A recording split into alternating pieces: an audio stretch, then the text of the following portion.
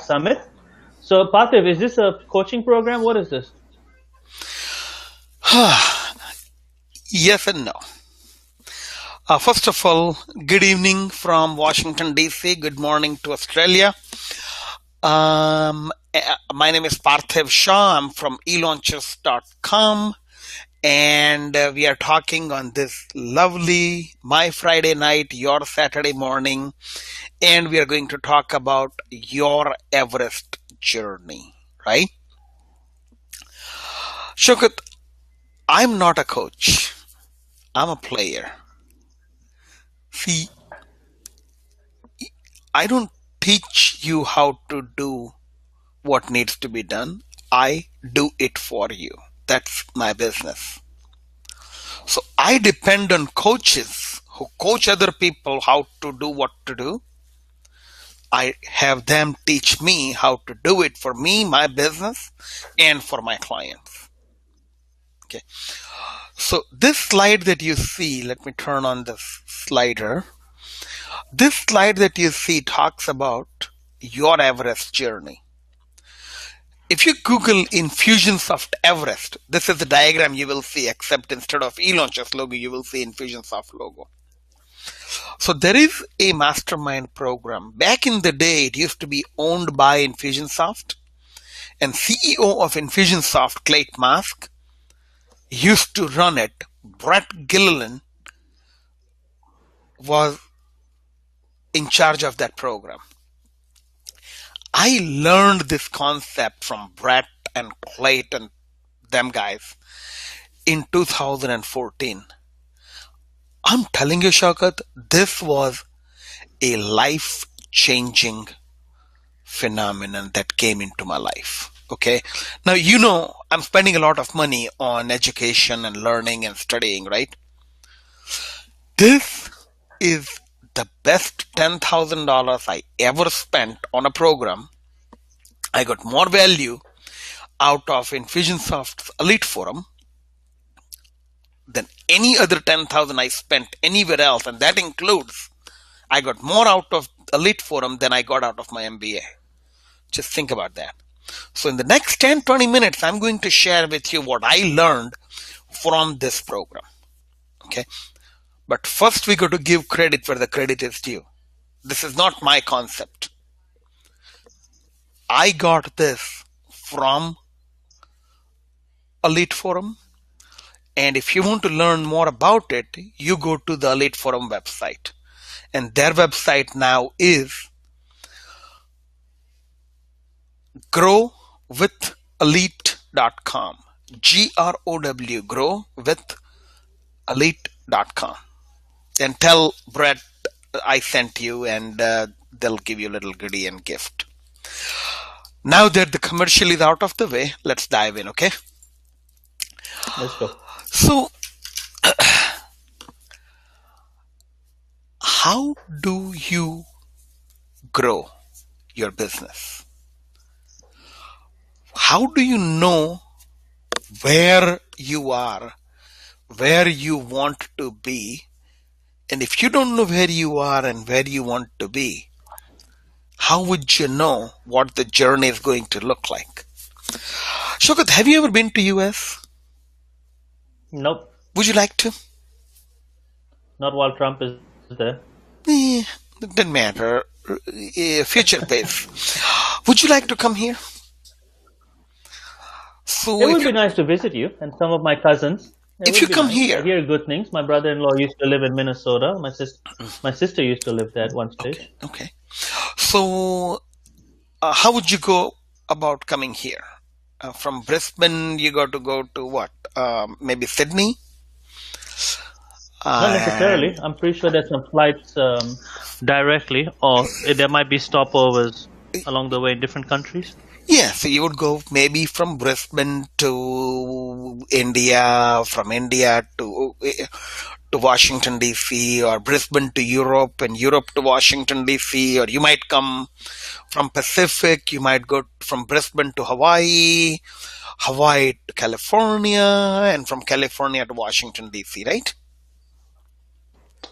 Could be wrong. There might be a direct flight from Brisbane to LA using Virgin. I can be wrong though. So fine. So Might be my imagination. So Brisbane to LA and from LA to Washington DC. The point is, there are always desired and necessary milestones from current state to goal state. And it's important to know the current state, goal state, and the pre-designated milestones of a journey.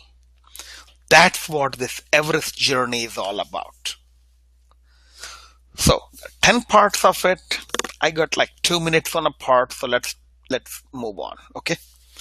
The first part, 1, 2, and 3, the top of the mountain part.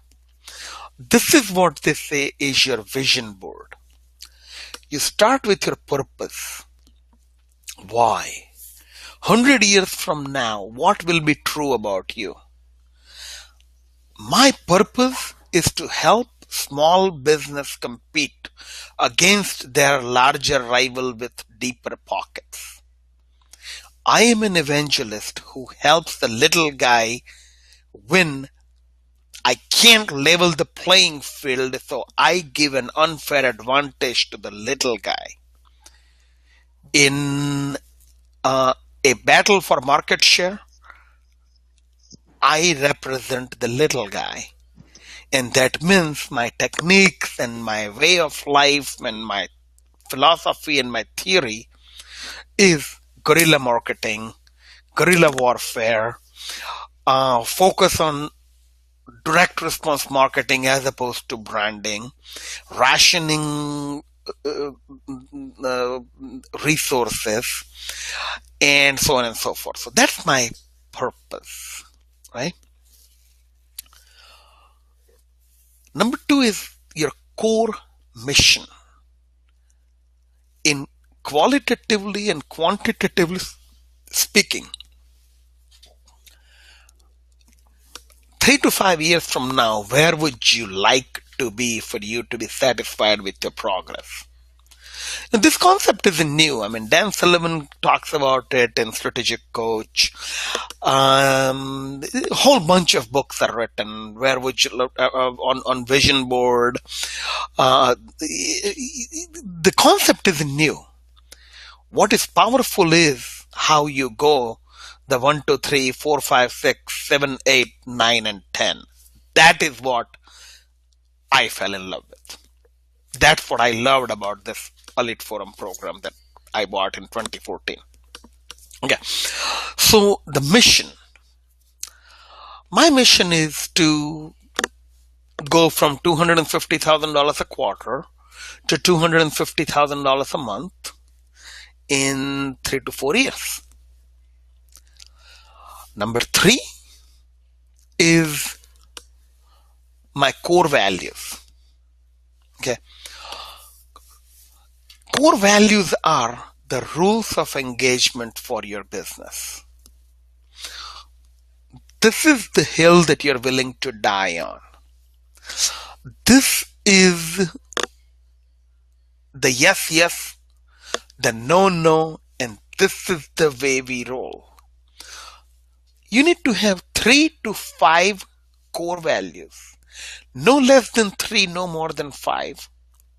They should be simple, easy to articulate, easy to understand, and doesn't have room for interpretation.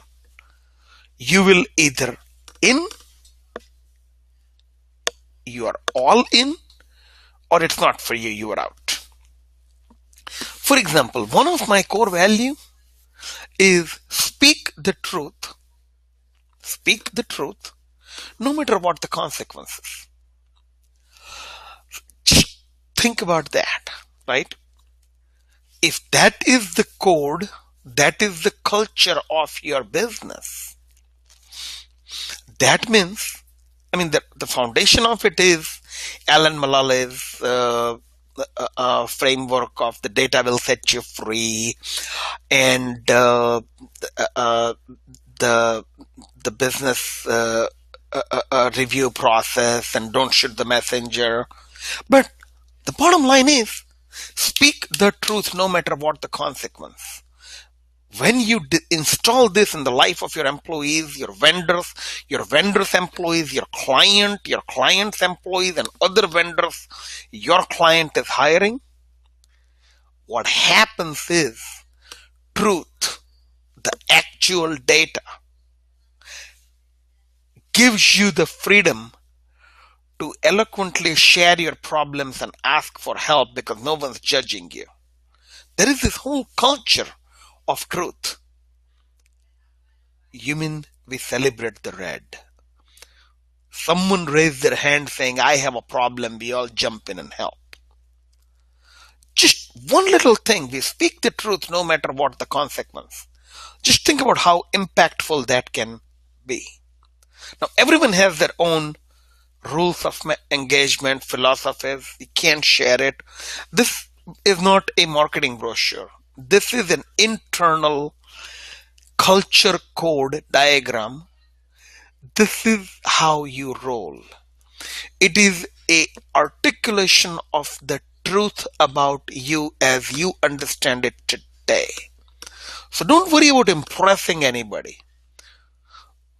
This is your temple, your shrine, your whatever you call it for your business.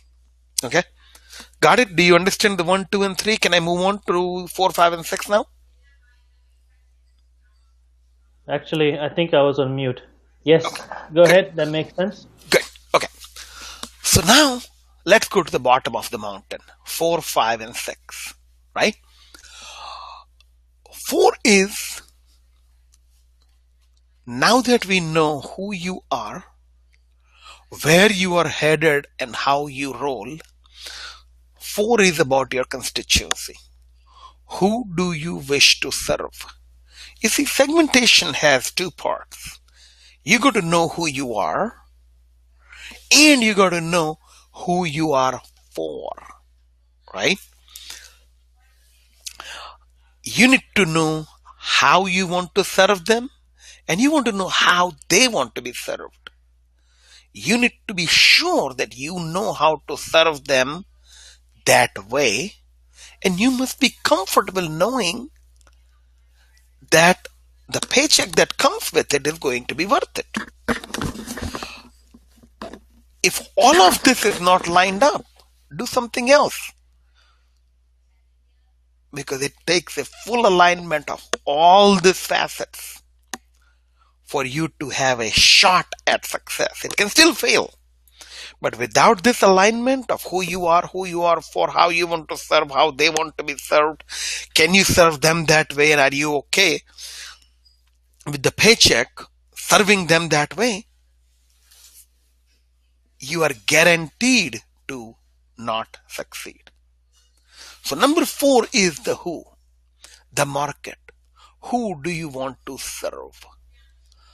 Number 5 is positioning.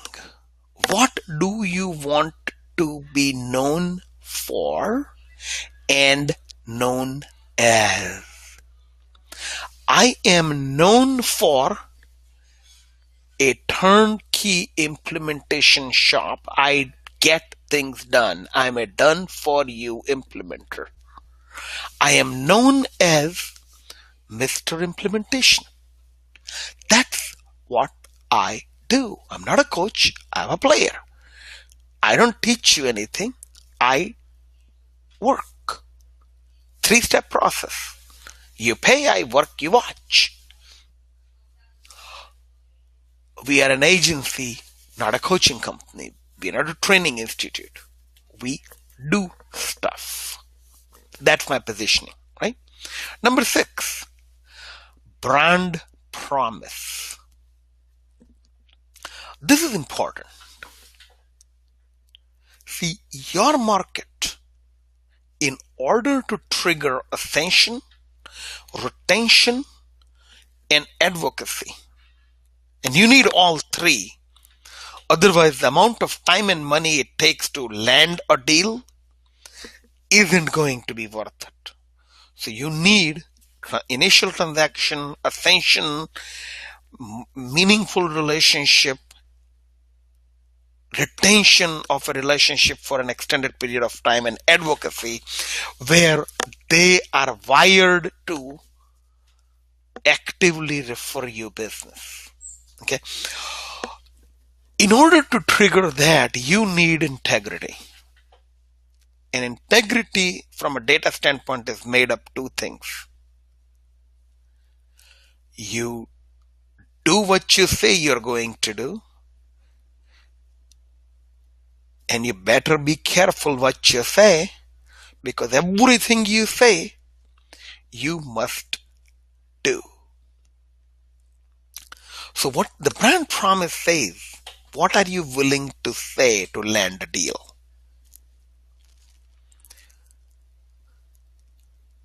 What do you think so far? Any questions? Or can I move on to 7 and 8? I think you should move on. I will have a big question at the end. Okay. Yeah, please move on. So now let's talk about the left side of the mountain. It talks about strengths. We know who you are. We know the rules of engagement. We know your desired destination, which is the summit of the mountain. We know who you want to serve. We know what you want to be known for and as. We know what you are willing to say to win. Are you able to climb this mountain? Let me repeat the question a little differently. Are you able to climb this mountain? Let me repeat the question this time a little differently.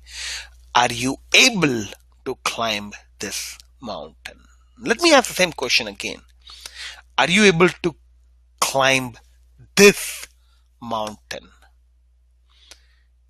And if the answer to all three questions, are you able to climb this mountain? Are you able to climb this mountain? Or are you able to climb this mountain?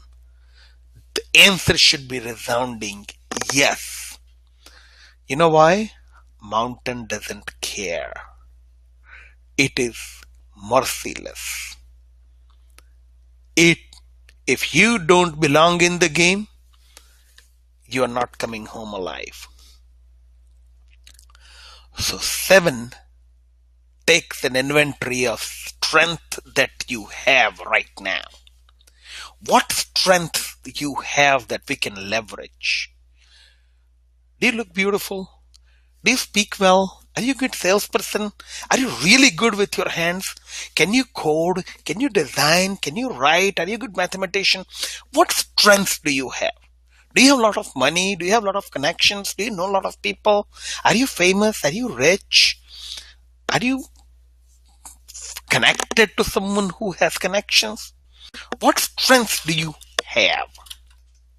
Okay. Number 8 is strengths to build.